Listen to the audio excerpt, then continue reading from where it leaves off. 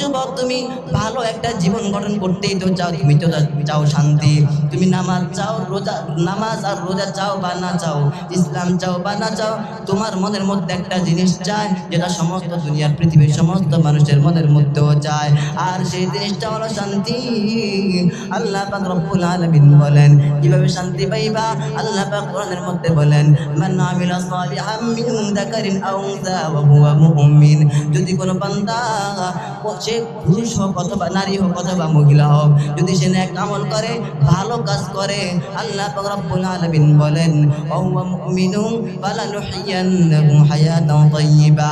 আমি আল্লাহ পাক রব্বুল আলামিন তাকে দুনিয়ার মধ্যে একটা উত্তম জীবন দান করব। ও যুবক, কেমন উত্তম জীবন তোমাদেরকে দান করবে?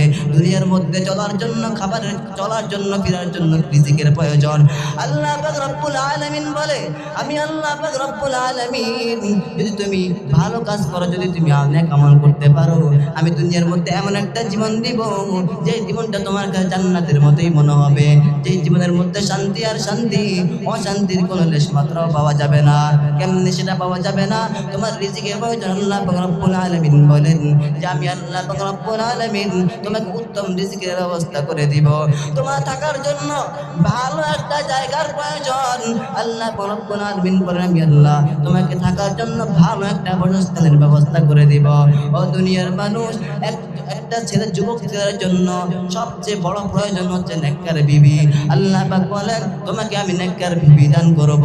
শর্ত হলো তুমি নেক আমল করো। আবার মহিলাদেরকে বলতে তোমাদের জন্য নেককার স্বামী দান করব।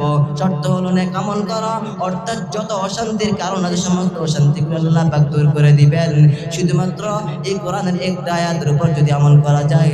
মান আমিলা সালিহাম মিন যাকারিন আও উনসা ওয়া হুয়া মুমিন ওয়া হুয়া মুমিনুন ফালানুহইয়ান্নাহু হায়াতান তাইয়্যিবা। আর এখানে যে নেক আমলের কথা বলছে, এই নেক আমলের সাথে আরেকটা জিনিস শর্ত আছে, সেটা হচ্ছে ইখলাস। যদি বান্দা তোমার ইখলাস না থাকে, তাহলে তুমি যত বড় ইমাম হও না কেন, গৌসকুতুব হও না কেন, তুমি যত বড় আলেম হও না কেন, তুমি যত বড় আমলওয়ালাই হও না কেন, তুমি যত বড় বুজুর্গ হও, যত বড় বক্তা হও, তোমার বয়ানের মধ্যে যদি ইখলাস না থাকে, এই বয়ান তোমাকেও ফায়দা দিবে না, এই বয়ান মানুষদের মধ্যেও ফায়দা আনবে না। তুমি বক্তা, তুমি ইমাম, তুমি খতিব, যদি তোমার মধ্যে ইখলাস না থাকে, তোমার এই সমস্ত কোনো কাজের মধ্যে আল্লাহ রাব্বুল আলামিন বলেন এই কাজ তোমাদেরকে আখিরাত দুনিয়াত কোথাও মধ্যে তোমাদেরকে ফায়দা দিবে না। इखलास की आमाल ये जन्नत के हमरा, इखलास की आमाल ये जन्नत के हमरा, परहेज की मकासद है जो तक़वा से हासिल मा, परहेज की मकासद है जो तक़वा से हासिल मा।